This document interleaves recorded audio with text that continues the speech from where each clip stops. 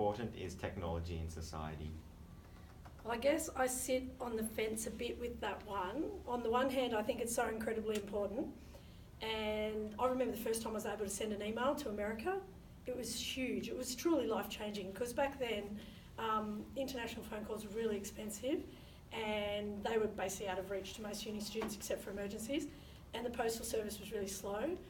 So if you were, for example, in uni in America and dating someone who was back in Australia, you were lost. You had to just write a letter and post it. It could take 2 weeks, or you could tape your voice on an audio tape and mail the tape over, but you basically found it really hard. Oh, and write letters, obviously, but it was hard to communicate. So once email was invented and it was instant and it was free, it was just amazing. It was the best thing. So I guess going right back to then, you know, technology was really, really important. But I think some things that I feel are real negatives of technology, it's a little bit controversial, but I think the effect on young people, like people that are addicted to gaming, is a real negative. I think the crazy accessibility to porn, and I mean like nasty stuff, that's a big negative, especially for some people, because it gives them a really warped idea of what's normal, and that's a problem. And then I think also like the negatives of social media, like bullying, trolls, that kind of thing, that's a real negative. But then again, I find Facebook really handy because I can keep in touch with people that I'd otherwise not get to keep in touch with.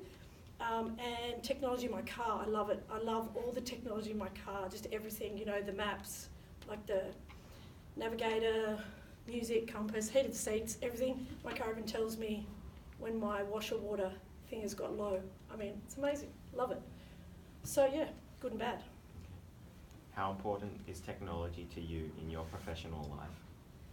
Well, professionally, we probably couldn't survive without it. You know, heaven forbid that we might actually have to talk to each other face to face. That would be, imagine it. So email, as I mentioned before, it saves loads of time, loads of hassle. We have a lot less meetings and no one's really got time for extra meetings, so it's fantastic. I love my laptop. Now I've got used to it, and I love iLearn. It's really good. There's so many things where it saves us time and hassle and makes teaching better. So just even setting relief lessons when someone's away, it's so much quicker and easier than it used to be. So yeah, professionally I don't think we could do without it. And just also for isolated teachers, if they're in the country and they're teaching on their own and they might be teaching a subject that not many other people teach, it's a vital tool for them to connect with other teachers. Do you agree with the student laptop system? Well, I don't know that much about it, but my understanding is the school determines what laptop you have and they have some control over it. And I guess, yes, I agree with it because for a teacher it would be a nightmare for us if you all had different devices with different programs on them. That would probably be a problem. It's so much easier when you all have the same type of device with basically the same software, and IT staff can fix things when something breaks. That's fantastic. Whereas if everyone in my classes all had a different device that all worked differently, I think that would be horrendous. Okay. Do you think children should own their own technology?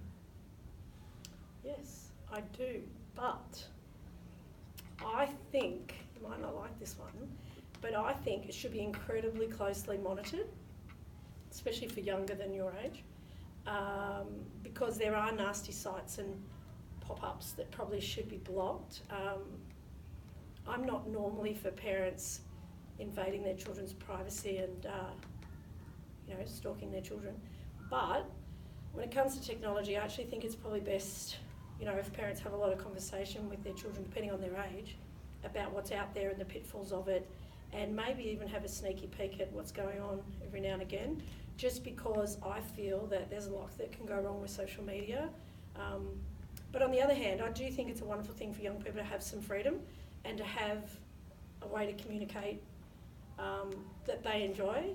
But then I see the bad side of things. I see like boys that are very down because they've been harassed on social media, or I see the negative consequences for young people. Sometimes it can be brutal, so, and then also, coming across bad content.